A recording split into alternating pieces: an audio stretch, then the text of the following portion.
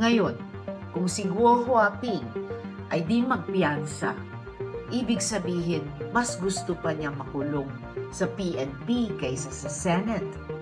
We need to ask why. Why does she want to be in a jail more than in the Senate detention facility?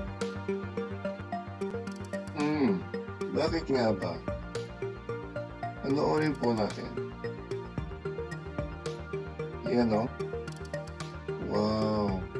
Sweet naman ang NBI natin kay Alice. Meron pang ganon. Yan po ang dahilan kaya mas gusto ni Alice na manatili sa PNP kumpara po sa Senado.